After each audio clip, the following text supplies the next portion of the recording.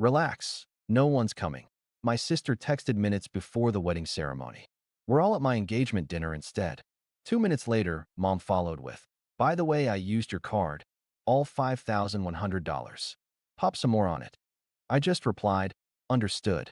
That night, I said my vows alone, in front of 47 empty chairs. At 3 a.m., I sent a link to the family group chat with one line. You'll want to watch this before Grandpa sees it. My name's David. I'm 33, an IT contractor who mostly works with small businesses.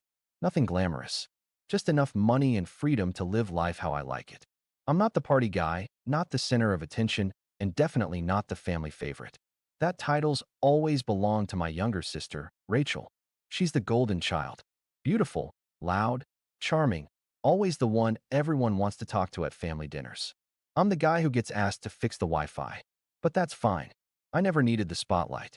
I just wanted peace. Last year, I proposed to my girlfriend of 4 years, Jenna. She's the kind of person who writes thank you notes to baristas, the one who brings extra snacks to road trips in case someone forgets. A good soul. She said yes through tears, and we started planning a small wedding. Just 50 people. Close friends, some extended family. The venue was a little vineyard an hour outside the city. Nothing fancy, but beautiful. My parents weren't thrilled that it wasn't a church wedding. Rachel joked, so you're doing a picnic wedding? That's cute. I let it slide. It's what I always did. The plan was simple. Ceremony at 4 p.m. dinner by sunset. My buddy Jake handling music, Jenna's cousin doing flowers. Rachel had RSVP'd yes. Mom said she'd be there early to help set up. Dad even agreed to walk Jenna down the aisle since her own father passed away a few years ago. I rented chairs. 50 of them. That morning, Jenna was in the bridal suite with her friends. I was pacing in my little prep room, checking the time every 2 minutes. 3:30, then 3:45. No one from my family had arrived. By 3:55, I was sweating through my shirt. I texted Rachel, hey, you guys on your way? The read receipt popped up, then nothing for a solid minute. Then came her reply, relax, no one's coming. I stared at it, not even understanding. Then another text buzzed in. We're all at my engagement dinner instead. What? 2 minutes later, another notification. My mom. By the way, I used your card. All $5,100. Pop some more on it. I didn't reply. I just stood there, blinking, while outside, the officiant poked his head in to ask, are we ready to begin? I nodded. We are. That night, I said my vows alone, in front of 47 empty chairs. At 3 a.m., I sent a single message to the family group chat. You'll want to watch this before Grandpa sees it. Then I attached a video, and I went to sleep. Let me back up. Rachel's always been the center of our family orbit. When we were kids, it was little things. If I got an A, Rachel got a smile, and a you're so smart. If I got a B+, I got maybe try harder next time. When I fixed Mom's laptop, I was just doing what David always does. When Rachel updated her Instagram bio, Mom would call to talk about it for 40 minutes. By the time we were both adults, it wasn't subtle anymore. Rachel got a marketing job at some boutique PR firm downtown. I landed a long-term contract doing back-end systems for a medical supply company. Mine paid better, had benefits, actual responsibility. But guess who got the family celebration dinner with champagne? Not the guy fixing servers, that's for sure. The money part got tricky real fast. Rachel got used to everyone bailing her out. Maxed her first credit card at 23. Dad paid it off to protect her credit. Got fired from her second job for skipping too many days. Mom called it a toxic work culture. When she wanted to lease a luxury SUV despite her entry-level salary. Guess who co-signed the loan? You guessed it, me. It's just for a year, she'd said. Until I get promoted. That was 4 years ago. She never got promoted. I was still getting the statements. It wasn't like I had money to burn. I was making decent income, sure. But I was careful with it. I had a modest apartment, drove a 10-year-old Honda, ate home-cooked meals 90% of the time. Everything extra went into savings, with a mental note. This is for Jenna. For the house. For our wedding. For life together. Jenna knew about the money stuff. She wasn't thrilled. I told her, it's just family. They'll come around. And she believed me. God, I wish she hadn't. My parents treated Jenna like she was fine. Not amazing, not warm, not like a new daughter. Just there. Dad always forgot her name when telling stories. Mom once asked her, at Thanksgiving, if she was still doing the bakery thing, when Jenna's been a project coordinator at a publishing firm for 2 years. Rachel, of course, soaked it all in. She always needed to be the prettiest woman in the room. And in our family, she was. Every time Jenna wore something cute, Rachel made a face. Every time Jenna mentioned a work success, Rachel changed the subject. Subtle, cold stuff. Then came the engagement. I told my parents first. They were polite. "Congratulations," Mom said. "That's nice." Rachel's response. "Wait, you proposed before telling me? That's rude, David." I brushed it off. When we started planning the wedding, we wanted small. Just 50 guests. No church. No over-the-top traditions. No speeches. Simple vows. Sunset dinner. Rachel called it a Pinterest fantasy. Mom kept trying to change it. "You sure you don't want your father to do a toast? He's walking her down the aisle. Isn't that enough?" Jenna tried to keep the peace. "Let's just be kind," she'd say. "It's one day." I should have known better when Rachel offered to handle the cake. We sent her $480 from the wedding fund to place the order. Weeks went by. I asked about it. She said she'd ordered it. Then one night, Jenna found an email invoice. Rachel had refunded the cake and spent the money on a spa day with her friends. She didn't even deny it. "Look, I was stressed," she said. And honestly, no one eats cake at weddings. Get cupcakes or whatever. That was 2 months before the ceremony. I should have canceled her invitation then and there. But I didn't. Because I was still clinging to this fantasy that my family, dysfunctional, selfish, oblivious, would come through on the day that mattered. Then came the dress drama. Rachel wore white to Jenna's bridal shower. White. Not cream. Not off-white. Full-on bridal white, with a sweetheart neckline and matching shoes. Everyone noticed. Jenna said nothing. She smiled, thanked guests, handed out party favors like nothing was wrong. But when we got home that night, she cried in the bathroom for half an hour. "I just wanted one day," she said. "Just one day where I wasn't made to feel invisible." I sat on the other side of the door, feeling like the biggest idiot in the world. We were 2 weeks from the wedding. And deep down, I think I already knew. I knew something would go wrong. I just didn't think it would be this bad. The day of the wedding started off quiet. I woke up at 6 a.m. to sunlight leaking through the hotel blinds. Jenna was already up, sitting on the floor in her robe, scribbling something in a notebook. She looked calm, peaceful, focused. She smiled when I stirred. "Writing your vows?" I asked. She nodded. "Almost done." I kissed her shoulder, said I'd give her space, and left to grab coffee. I figured I'd stop by the venue early to help the crew unload chairs, do a last-minute check. Just normal groom stuff. The whole drive, I kept telling myself everything would be fine. At 10 a.m., my phone buzzed. It was Mom. "Hey, just a heads up. Rachel said there might be a delay." "Don't worry." I didn't think much of it. Rachel's always late. Hair, makeup, drama. I replied, "Okay. See you all by 3. She didn't respond. By 2:30, guests had started to arrive. Jenna's friends. My college buddy, Jake, who drove 4 hours to be there. The officiant had set up under the vine-covered arch. Jenna's cousin finished the flowers.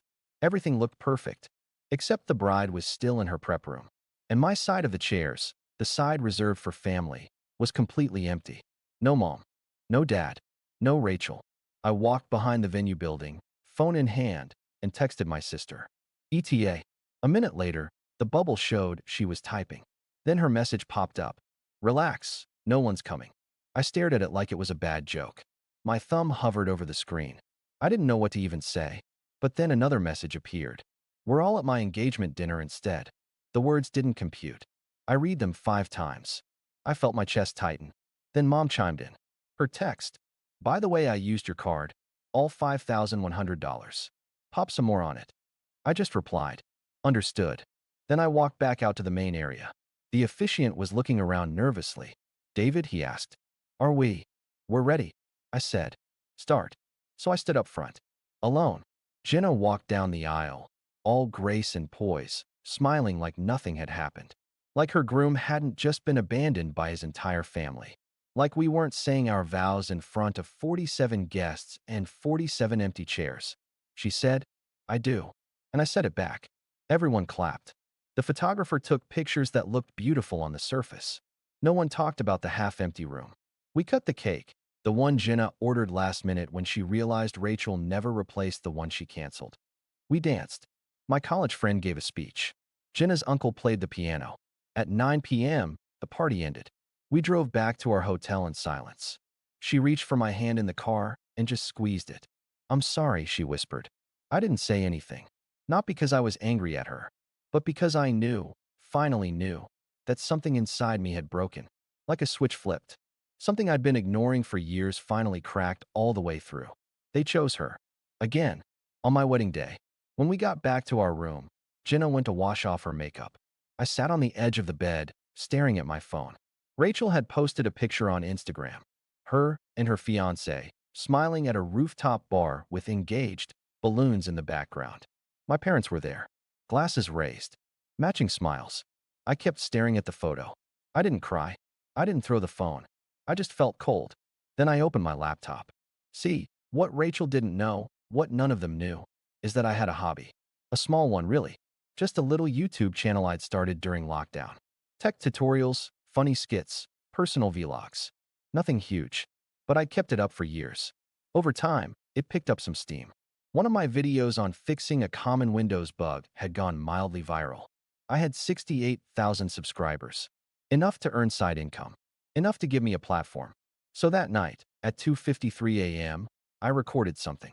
I sat in my wedding clothes, still rumpled, tie loose, face blank. And I spoke into the camera. I told the story. Not dramatically. Not yelling. Just facts. Today was supposed to be my wedding. My family didn't show. They were at my sister's engagement dinner instead. My mom used my card to pay for it.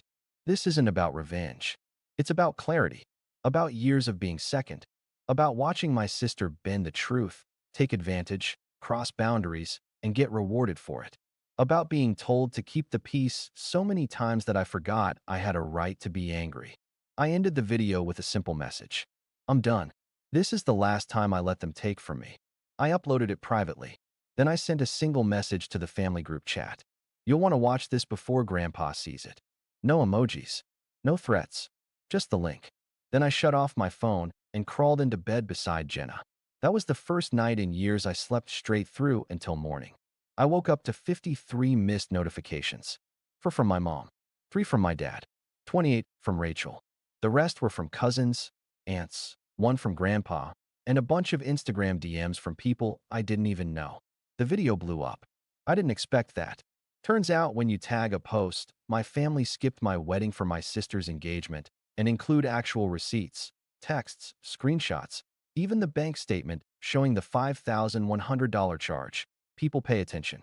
It started small, a few hundred views. Then it hit a Reddit thread. From there, TikTok picked it up.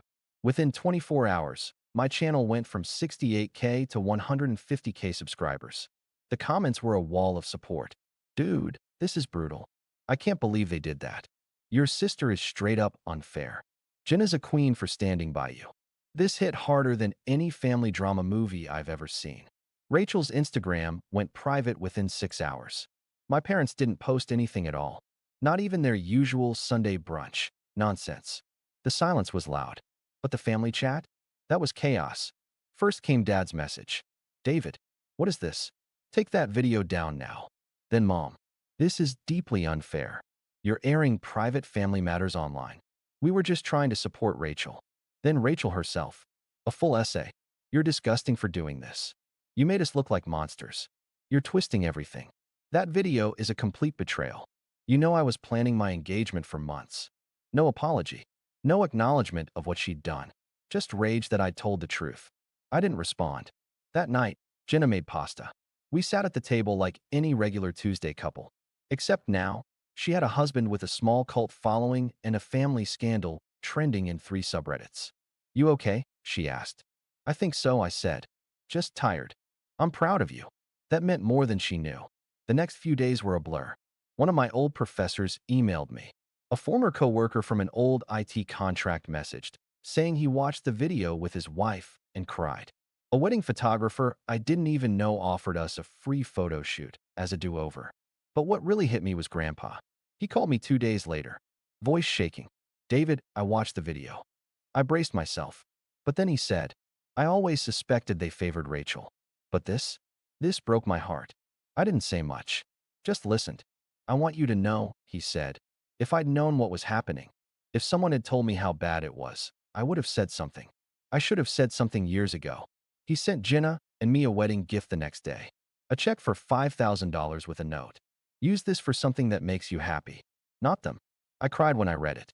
That weekend, Jinnah and I left town. We booked 2 nights in a cabin up north. No Wi-Fi, no texts. Just quiet. Trees. A fireplace. Wine. The break was needed. Back home, things started falling apart. For them, not us. One of Rachel's friends, someone who'd seen the engagement dinner posts, commented on the whole situation. So wait, you knew the wedding was that day? And you still chose that timing? Another friend unfollowed her. Then another. Then a cousin. The circle started to collapse. I heard from a relative, my mom's sister, that there'd been a screaming match at a family brunch the following Sunday. Grandpa had called them selfish and careless. Mom walked out. Dad followed. Rachel, apparently, cried and claimed I manipulated the internet. Whatever that means. Meanwhile, Jinnah and I got back to real life. She returned to work. I kept making content. My inbox was full of requests for interviews. I declined them all. This wasn't about clout. It was about letting go. About drawing the line. One night, about 2 weeks after the wedding, I got a knock at the door. It was Dad. He looked tired. Older somehow. I just want to talk, he said. Jinnah stayed in the other room. I let him sit in the living room. He didn't even touch the glass of water I offered. I didn't know they were doing that, he started. I swear. I didn't say anything. I thought they were coming later. I thought they'd at least show up by dinner. Your mom said it was just a quick stop at Rachel's event. I didn't know. He trailed off. Then you saw the chairs, I said. He nodded. And you saw the bill? He flinched. I told your mom not to use your card. I told her. But she did. Silence. Why didn't you call me? I asked. Why didn't you text? Or even explain? I was ashamed, he said quietly. I didn't know what to say. I believed him. At least partially. But it didn't matter anymore. You let her do it, I said. All of it. For years. You let her treat me like an afterthought. You let Rachel take whatever she wanted. You never stopped it. I know, he said. And now it's too late. He looked down. You can still be her father, I said. But you're not mine. Not anymore. He left after that. Didn't yell. Didn't argue. Just walked out the door like a man who'd finally realized what he'd lost. I haven't heard from him since. Jinnah and I moved 3 months later. A new apartment. Fresh start. We framed one of the wedding pictures. Just the two of us, under the sunset, no crowd. Perfect. Sometimes people still recognize me online. They say, hey, aren't you the guy from the wedding story? I smile. I say, yeah, that was me. And I'm not ashamed. Because for once, finally, I told the truth. And I chose peace. Even if it meant closing the door on people I once called family. It's been 9 months since the wedding. I haven't spoken to my mom since the day she texted me about using my credit card. She tried emailing once, around Christmas. A 3-line apology sandwich between passive-aggressive jabs about how family should stay private, and we all make mistakes. I didn't reply. Rachel went full radio silence. Unfollowed me everywhere. Jinnah's friend told us she postponed her own wedding plans indefinitely. Apparently, people started dropping from her guest list after the video. She's calling it a spiritual break. I call it consequences. Dad hasn't reached out again. And that's fine. He made his choice the moment he sat in a restaurant eating crab cakes while his son stood alone in front of 47 empty chairs. People ask if I regret posting the video. Not for a second. Because it wasn't about revenge. It was about reclaiming my voice. For too long, I let them rewrite the story. That I was too sensitive. That Rachel just had a big personality. That mom was just trying to help. That dad was caught in the middle. But no, that wasn't the truth. The truth is, they chose Rachel over and over again, while I paid the bills, stayed quiet, and made peace. The truth is, I got erased so many times I forgot what it felt like to stand up. Until I did. And once I did, I never sat back down. Jinnah and I are doing better than ever. We had a small celebration with close friends, a kind of wedding 2.0, no pressure, no speeches. Just us, some candles, and a taco truck in the backyard. It was perfect. She wears her ring with pride. I see the way people look at us now, not with pity, but with respect. Like we walked through fire and didn't come out bitter, just stronger. We moved to a new apartment across town. Smaller, but cozy. Fresh walls. No ghosts. Jenna hung our favorite wedding picture right by the kitchen, the one where we're dancing alone in the vineyard, surrounded by string lights and empty chairs. Some people might find it sad. I think it's honest. That photo reminds me what we survived. Sometimes I wonder if my family will ever change, if they'll ever really see what they did, if they'll ever apologize, not because they got caught, but because they understand. I doubt it, and I've made peace with that, because the real win wasn't exposing them. It was walking away from the guilt, from the pressure to keep the peace at the expense of my own mental health, from the idea that I owed them endless patience while they gave me nothing but scraps. I don't owe anyone space in my life just because we share DNA. Family is supposed to be a place of safety, not a lifelong debt. And when they show you who they are, when they miss your wedding, drain your bank account, and smile about it, believe them. These days, I still get the occasional message from someone who watched the video. Sometimes it's a teen saying, "Your story gave me courage to speak up." Sometimes it's a grown adult saying, "That was my childhood too." Sometimes it's just a simple, "Thank you." And every time, I smile. Because maybe what happened to me wasn't unique. But finally telling the truth, that was mine. And I'm keeping it. And if you're reading this, if your family's ever made you feel like a backup plan in your own life, I want you to know something. You don't need their permission to walk away. You don't need their approval to protect your peace. You get to choose who has access to you. And sometimes the bravest thing you can do is close the door. Quietly. Without drama. Without rage. Just peace. And when that silence sets in, when they finally realize they can't reach you anymore, that's when they'll understand what they lost. And by then, you'll be long gone.